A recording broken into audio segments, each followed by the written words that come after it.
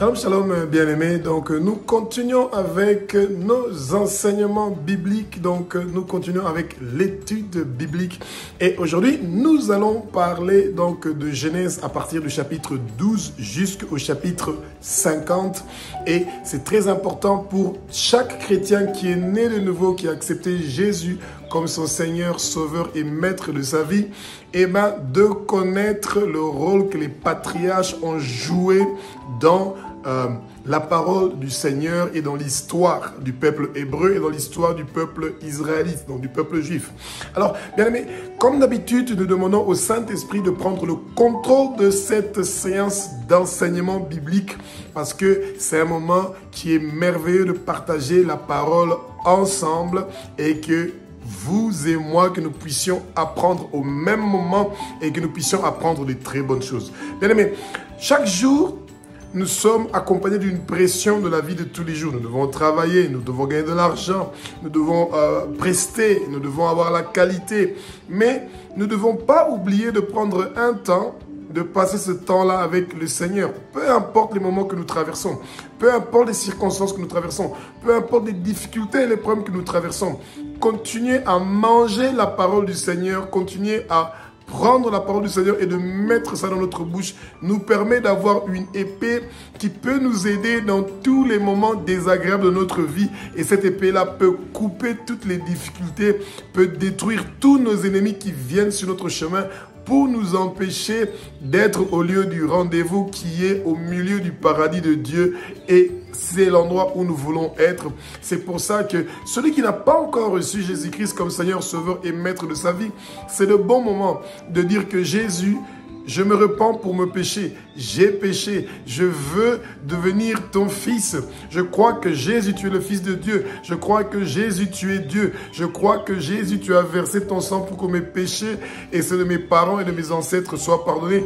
Reçois-moi dans ton royaume. Je déteste le péché. Je me tourne vers toi, Jésus. Bien-aimé, vous et votre famille, beaucoup de choses vont changer dans votre vie. C'est pour ça que Genèse, entre le chapitre 12 et 13, on parle de notre patriarche Abraham. Alors, Dieu a initialement créé Adam et il voulait que Adam soit ensemble avec Ève, les gens qui vont partir dans chaque coin du monde entier pour faire connaître le nom de Abba, notre Père qui est aux cieux, notre Dieu, notre Roi. Et directement, à Genèse chapitre 3, l'homme va tomber et Ève va manger donc le fruit et Adam va manger le fruit ensemble avec Ève. Et la mission de Adam est en train de changer. Le plan que le Seigneur avait initialement a changé. Et donc Adam et Ève sont chassés du jardin de Éden et ils n'ont plus accès à l'arbre de vie parce que quand on mange de l'arbre de vie, nous avons ce que nous appelons la vie éternelle. Et le Seigneur veut que nous ayons la vie éternelle, mais seulement la seule personne qui peut nous donner la vie éternelle, c'est Jésus-Christ de Nazareth. Alors, quand Adam a raté sa mission, le Seigneur se choisit Abraham. Et Abraham est celui qui va prendre le relais pour faire connaître le nom de Abba dans chaque coin du monde entier. Dieu veut qu'il soit glorifié, qu'il soit adoré, qu'il soit loué partout dans le monde entier, dans chaque coin du monde entier. Et c'est pour ça qu'il a trouvé que Abraham, qui a la crainte de Dieu, qui est un homme qui veut mener une vie pieuse et honnête, et il choisit Abraham pour être le père des Hébreux. Donc Abraham est le père des Hébreux et c'est à partir d'Abraham que le Seigneur change son programme et que le Seigneur veut qu'un Messie vienne comme Adam a commis le péché le premier, qui est une personne qui ne va pas commettre de péché et qui n'a pas commis de péché pour venir pour la rédemption de son peuple. Ça veut dire pour que le peuple soit sauvé par la mort de Jésus. Parce que, rappelez-vous, bien-aimés, que dans l'Ancien Testament, quand quelqu'un avait commis un péché, son péché ne pouvait que être pardonné quand le sang avait coulé. Et c'est pour ça qu'ils utilisaient des animaux pour que le sang des animaux coule, pour que leurs péchés soient pardonnés. Et pour nous qui sommes de la nouvelle alliance, eh ben, c'est le sang de Jésus-Christ de Nazareth qui a coulé, qui nous a racheté des péchés, qui nous a racheté de la main de Satan et qui nous a sauvés. Et c'est pour ça que Abraham est le père de celui qui devait venir, le Messie, Jésus-Christ de Nazareth. Et donc, le Seigneur se choisit un peuple, le peuple hébreu, qu'aujourd'hui nous appelons le peuple israélite, pour que ce peuple-là parte dans chaque coin du monde entier pour parler du nom de Abba, notre Père qui est aux cieux, notre Dieu, notre Roi. Et donc, Abraham, qui connaît beaucoup de miracles, difficilement il a pu avoir des enfants. Il a eu Ismaël, ensuite il a eu Isaac. Et Ismaël n'était pas l'enfant de la promesse. Non, l'enfant de la promesse, c'était Isaac, celui que le Seigneur avait préparé pour Abraham, celui qui allait faire donc la continuité. Donc, dans les pères des Hébreux, donc les pères...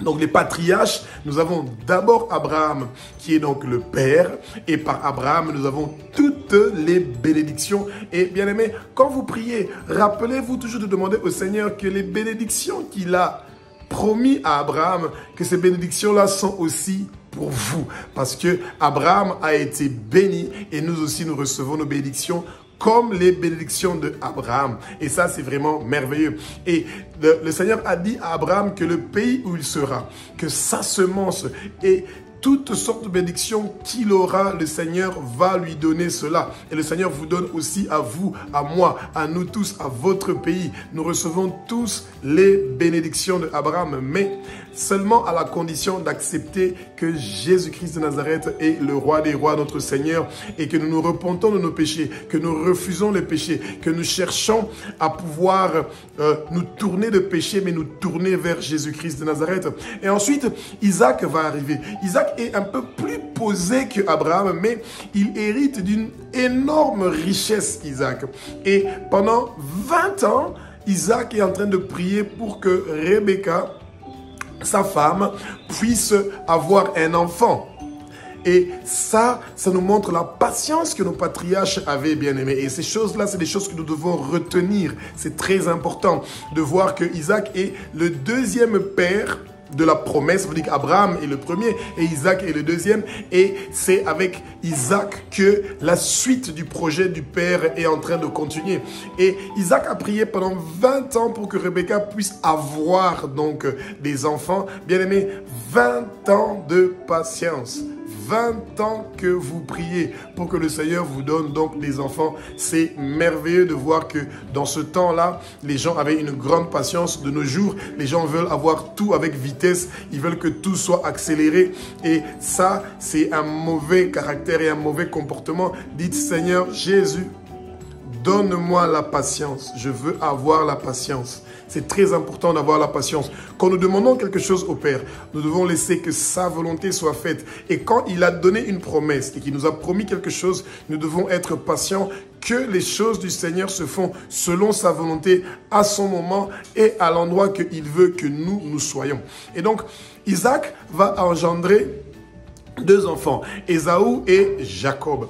Et ensuite, ça ne sera pas le fils aîné comme Isaac le pensait, que ce sera le fils aîné qui va donc continuer avec le projet du Père, mais ça sera Jacob qui va continuer avec le projet du Père. Et Jacob, son nom a été changé par le Seigneur après que le Seigneur que Jacob s'est battu avec Dieu. Et bien, Jacob reçoit le nom de Israël. Et Israël, donc le père du peuple israélite, le père d'Israël, c'est Jacob. Donc il faut retenir, le père des Hébreux, eh ben, c'est Abraham. Et le second père de la promesse, donc c'est Isaac. Ensuite, nous avons le père d'Israël. Donc, le père des Israélites, c'est Jacob, qu'on appelle maintenant Israël. Alors, Jacob, il va avoir 12 enfants. Et parmi les 12 enfants de Jacob, eh ben, celui qui doit continuer avec le projet du Père, ça ne sera pas le numéro 1 jusqu'au numéro 10. Ça sera son 11e fils qui est Joseph. Et bien aimé, parmi les 12 enfants de Jacob, eh ben, Joseph est celui qui écoute le plus son père et qui est plus attaché à son père et qui a la crainte de Dieu. Et c'est comme ça que son père s'est beaucoup attaché à lui. Il lui a fait un joli manteau en couleur et Joseph avait cette grâce-là d'avoir des visions, des révélations. Priez le Seigneur. Demandez au Seigneur d'avoir des révélations, d'avoir des visions. Que le Seigneur vous montre des choses qui sont cachées. Bien aimé, quand vous rêvez des choses, vous devez les écrire quelque part parce que le Seigneur veut vous révéler des choses qui sont cachées. Pas seulement pour votre vie et pour votre famille, mais aussi pour votre pays, votre quartier et pour les nations. Et cela est très important pour vous. Et donc, Joseph reçoit donc des visions à 2 reprises qui lui montrent que toute sa famille est en train de se courber devant lui et d'en train donc de presque le vénérer, si nous pouvons dire cela. Et le Seigneur savait qu'il voulait à tout prix que le peuple israélite le connaisse, apprenne à la crainte, à avoir la crainte de Dieu. Et c'est comme ça que vous voyez que, bien aimé, dans nos familles, il y a malheureusement des gens qui veulent que notre destinée soit changée par leurs mauvaises actions. Et c'est pour vous dire que le mal qui arrive souvent dans nos familles ne vient pas de loin. Ça vient vraiment des gens qui sont très proches de nous.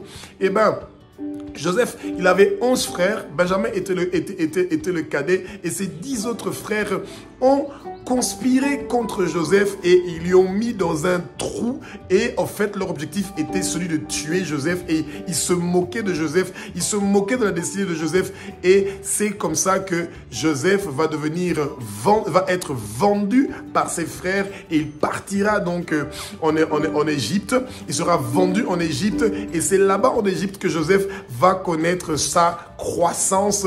Et partout où il partait, eh ben, les gens découvraient qu'il avait quelque chose de spécial et il a été un leader incontestable et celui qui a marqué la famine de l'Égypte, qui a marqué l'histoire de l'Égypte pendant un bon moment. C'est l'histoire donc de Joseph. Et donc Joseph est le dernier des patriarches et il avait demandé qu'à sa mort, que ses os ne restent pas en Égypte mais que ça part avec le peuple israélite parce que Joseph voulait, mort ou vivant, que ses os arrivent jusqu'à Canaan et que le Saint-Esprit continue à nous éclairer dans tout ce que nous sommes en train donc de faire. Et bien aimé, ce qui est aussi très important est que avant la mort donc de Jacob, qui était donc mort en Égypte et ensuite on l'a ramené donc à Canaan, et ben Jacob va prophétiser pour chacun de ses enfants.